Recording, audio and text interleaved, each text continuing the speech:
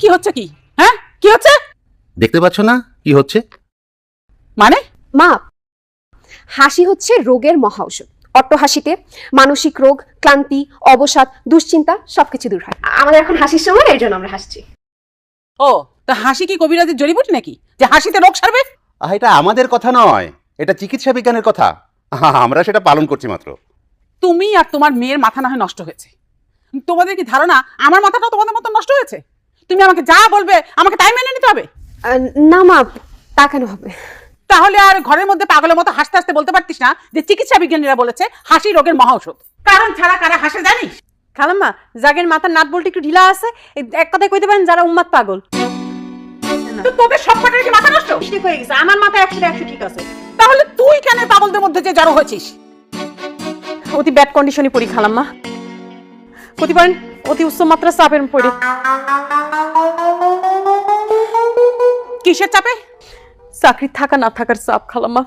জানেনই তো বেসরকারি চাকরি পাতে অনেক সময় লাগে, কিন্তু জাতি এক মুহূর্ত লাগে না। তোর চাকরি রক্ষার দায়িত্ব আমি নিলাম। এখন থেকে তোকে আমি যা বলবো তোকে তাই করতে হবে। অবশ্যই খালাম্মা, সাত করে কি এটা পাগল শাস্তি চায়? তাহলে তুই এক্ষুনি চলে আয়, আমিও দেখতে চাই এই পাগলামির শেষ কোথায়। খালুজান, আমার এই দল বদল করাটা আশা করি ক্ষমা সুন্দর দৃষ্টিতে দেখবেন। আসসালামু আলাইকুম খালুজান। দেখলি দেখলি, এ তো রীতিমতো ফ্লোর ক্রস। ও আচ্ছা বাবা, চলো আমরা করতে থাকি। এইরকম করে ভ্যা ভ্যা করে হাসতে শুনলে আশেপাশের মানুষ কি ভাববে? কি আর ভাববে? ভাববে পাবনায় বুঝি জায়গা দিতে পারে নাই, তাই ঢাকায় আসি আপনাকে বিল্ডিং এ পাগলা করতে শাখা অফিস খুলেছে। তুই চুপ কর। খালুজানের নয় বয়স হয়েছে, বুড়ো বয়সে ভীমরতিতে ধরছে, এটা নয় মাইনে নেওয়া আছে।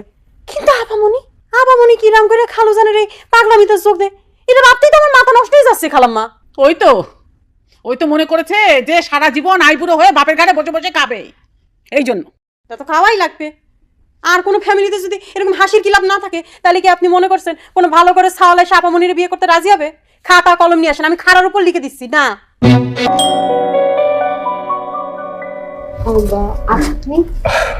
আমি অমিত, বাইরে লাফিং ক্লাবের সাইনবোর্ড দেখে এলাম। ও আচ্ছা আচ্ছা, ভিতরে আসুন। Thank you. আপনার লাফিং ক্লাবের জন্য সদস্য খুঁজছেন, সেজন্য এলাম। জি, আপনি ঠিকই শুনেছেন। আমি আপনাদের লাফিং ক্লাবের একজন নিয়মিত সদস্য হতে চাই, অবশ্য যদি আপনাদের কোনো আপত্তি না থাকে।